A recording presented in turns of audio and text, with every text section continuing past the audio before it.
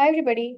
So, today I'm going to speak about a very important topic in Jyotish. And essentially, it's not a topic, but these are some three main important principles that I have focused a lot more on when I do client consultations. And these are some principles I have been very strongly taught by my mentors also. And I wanted to talk about them and teach them to all the newbies out there and how they can use it in their own practice. So before I start, I just want to make a small confession that when I started my journey with Jyotish, I when I used to so I started doing consultation a year back, but before that I used to only study because I know that this kind of subject requires a lot of depth. And it's been 7 years that I have been studying this, and it's only until last year I started actually doing consultations. And when I used to, do like a one-on-one consultation, which I don't do anymore with the client. Um, so when I used to do that, I used to, read the birth chart as if it was like a template, you know, as if planets were giving a fixed verdict, and my job was only to deliver them.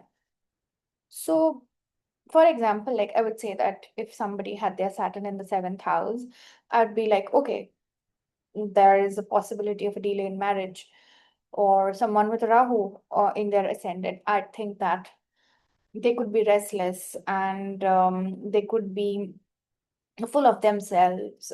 This person could have had foreign influences and a very unconventional body and personality. And technically, none of this was neither right, was neither wrong.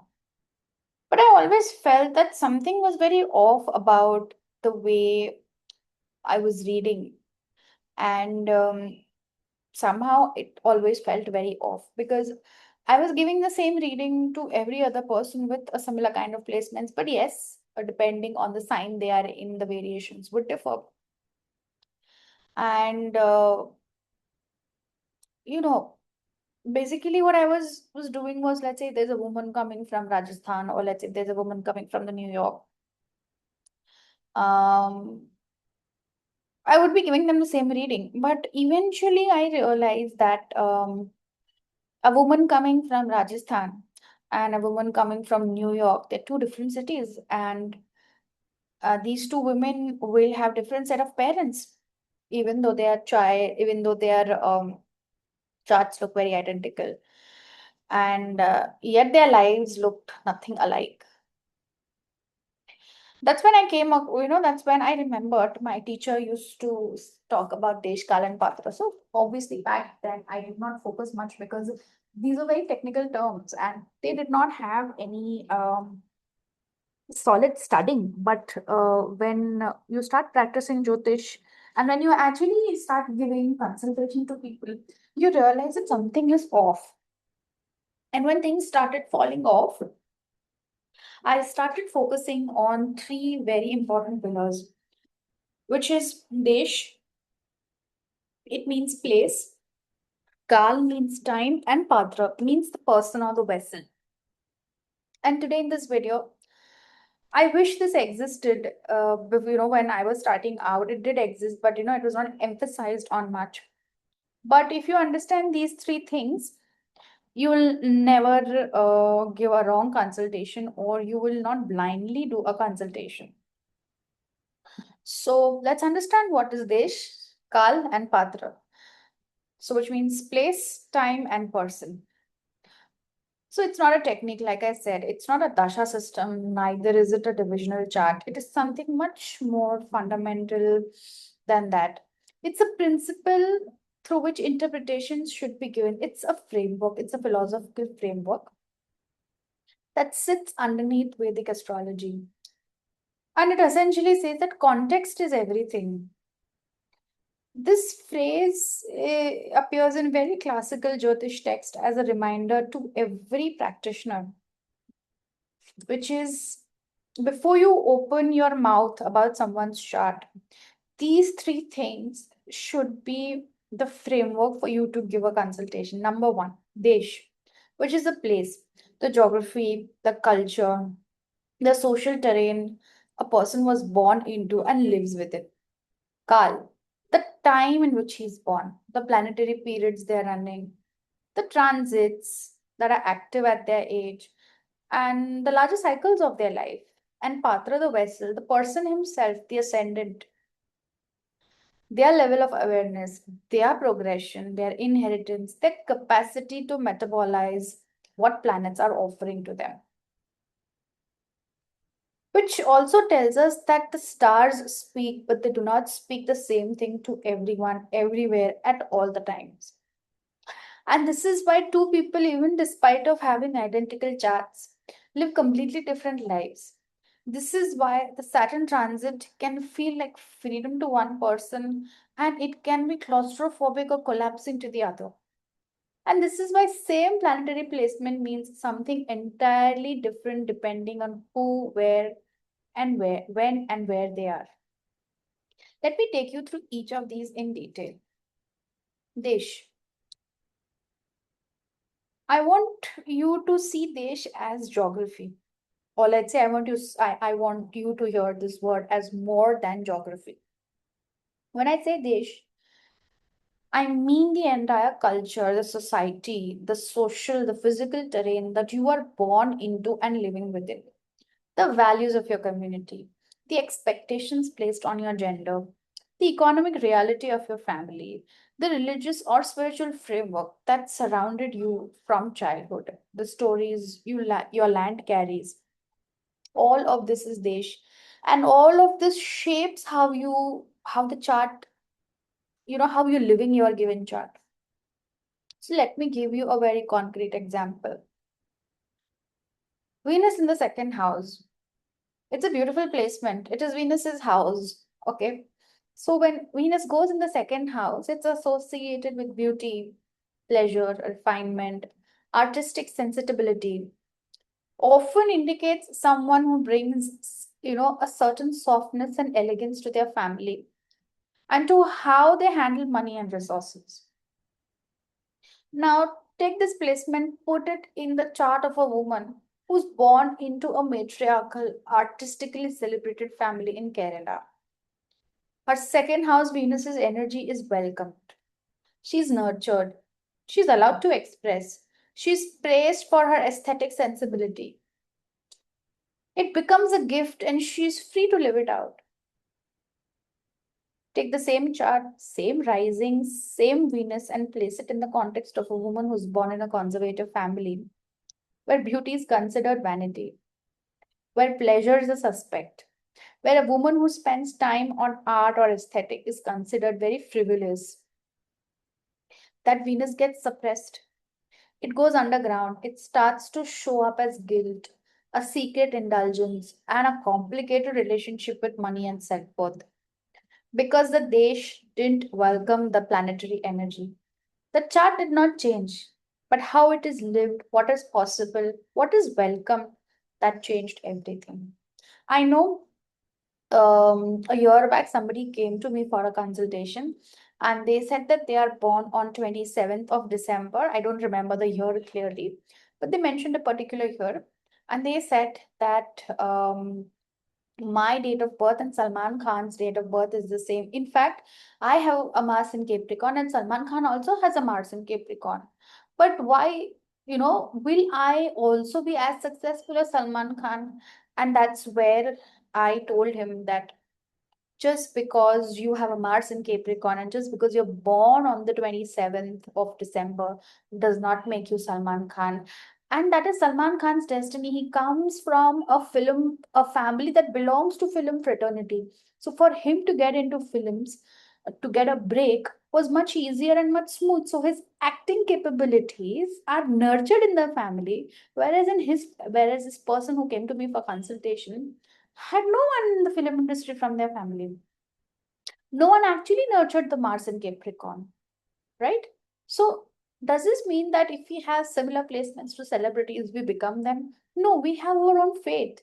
So, Desh clearly tells us how our placements basically will get nurtured, appreciated, depending on where we are born and in which family we are born, right? And This is why I told that, classic Jyotish texts um, use these words both with reverence and discernment. In fact, even BPHS, which is Brihat Parashari Hora Shastra, this is a foundational text of Vedic astrology and was written in a specific desh, a specific time, a specific culture, a specific understanding of what human life looked back then. When I apply its wisdom today, I'm asking, what is the living truth of this principle? What endures? What was specific to a desh that no longer exists in the form? So, if you are an astrologer that who understands desh and doesn't just apply ancient rules mechanically, they feel the soil their client has grown in. They read the chart through the living context of the person's world, not through assumed context of a text written some 2000 years ago. Nothing against the text, but the text cannot be like um, a, a book full of rule. So moving forward, let's go to Kal. Kal is the river where you are standing. It's the time. And I need you to hear this word the way Vedic cosmology hears it. Because in tradition, time is not a straight line. Time is a river. It has currents, it has seasons, it moves in spirals, cycles. It's just not in one direction.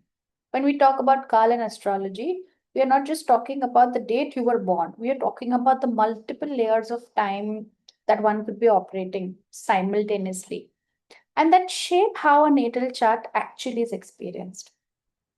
First, there's your dasha, the planetary period you're currently running. In Vedic astrology, we use Vimshottari Dasha system primarily, a 120-year-old cycle divided across 9 planets. Whichever planet is your Dasha Lord right now, in many ways, that's the conductor of your life. This planet has orchestrated some seasons in your life. It amplifies certain things and it quietens others. Second, there are transits, Gochar, the current position of slow moving planets like Saturn, Jupiter, Rahu, Ketu. As they move through your birth chart right now, they create weather. They can activate sleeping potentials in the natal chart, or they can challenge the areas that were previously very stable. Third, and this one people don't talk enough, but your age, your life. A 22-year-old and a 52-year-old with the same natal chart are in completely different cars in every sense. Their nervous systems are different. The life experiences are different. The inner capacity is different. And the fourth layer, the collective time. There's large scale planetary cycles that shape the field we all live within. When Jupiter and Saturn are in a particular relationship, it affects the world. When Rahu Ketu shift in signs, the collective themes also shift. And not to forget, change is everything. And here's a real example of why Kal matters so much. See, someone has a Jupiter well placed in their chart, exalted in its own sign, aspecting important houses, and Jupiter looks powerful in the natal promise. But if this person is currently running the dasha of Saturn with a Rahu Antardasha, and Jupiter may have gone in bad houses, Jupiter's voice is going to be quieter. Saturn and Rahu are running the show right now. The natal Jupiter's promise is real, but it's waiting in the wings. It will come. When Jupiter Dasha arrives, when Jupiter transits powerfully, then you will see the natal promise bloom. But by the time you see the natal promise bloom, what's going to be your age? And this is why we have to be very cautious when people make absolute statements like, my chart is terrible, or I have a bad Saturn. Because often when they're experiencing time, a season, not a life sentence, time also teaches us a lot of humility. So see this that the natal chart is a seed. time is a season, and some seeds need the cold of winter before they can crack open. As astrologers, we can feel into the window of probability, season of ripening, seasons of challenges, but we hold timing with open hands and not tight fist. The most masterful practitioners I have encountered, the teachers from whom I have learned, are the ones who say, this is the weather you're likely to walk through. Not this will happen at 3 p.m. on Tuesday. Kal is alive, and we are in conversation with it, not in control of it. And the last one, Patra, the vessel that receives.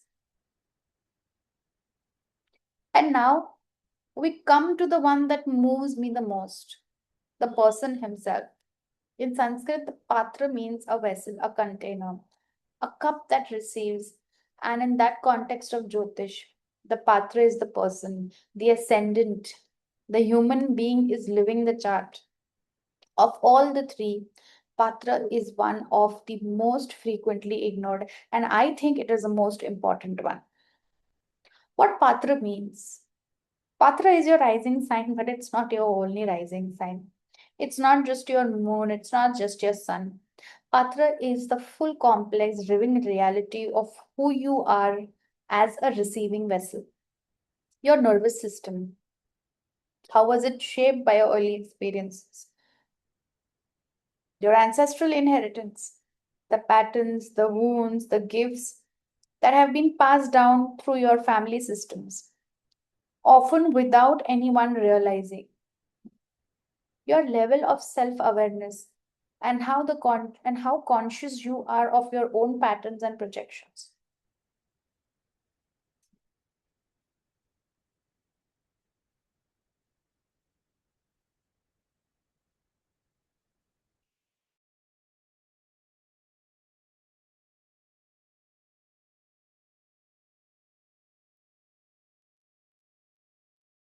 Hi everyone, sorry for the break. There's some interruption happening. Just give me a moment till I get back. Yeah, so I'm just going to continue with Patra. Now, like I said, um, Patra is just not your rising sign. It's not just your moon sign or your sun sign. It's a person. It's like a full complex living reality. Your nervous system, your ancestral inheritance, and your own self awareness, how conscious you are about your patterns and projections. Your capacity to sit through the discomfort, metabolize what life brings to you, which is something that changes and grows with inner work. Unprocessed experiences you carry, the grief that hasn't been unattended, the rage that hasn't found a place, the love that hasn't yet been expressed, all of this is Patra. And fundamentally, it shapes how your chart is received. Let me give you the most striking illustration of this.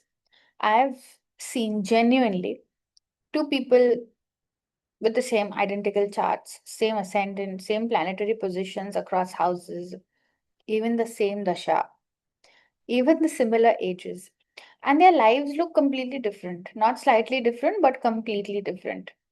One person has done years of inner work, therapy, healing, a deep self inquiry. They have space inside them. They can hold difficulty without breaking. So, when a Saturn transits through their seventh house, these challenges that come in their relationship are not really challenges, but they grow through it. They feel it, they understand, and they very smoothly pass this time. Not that this person will never face problems, no, not like that. So, if the problems are 80% because of their inner work, because of their awareness, because of the kind of work they have done on themselves, this problem will become 20% or maybe even 10%. But a person who has carried years of processed family pain, unconscious loyalty to ancestral patterns, a nervous system that keeps breaking down is always in survival pattern. When a Saturn transits in their seventh house, it's catastrophic. Relationships end badly. There was this confusion, there is this blame, there is loss. Same chart, same transit, but a different path. Remember that the chart is not the person. The chart is the cosmic conversation this person is invited into. Whether and how they show up, there's a free will over here. How you show up for a conversation is Patra. And this is why I cannot separate Jyotish from a trauma informed lens. Because when I'm sitting with someone's chart and I'm just reading the planetary placement, I'm reading a human being.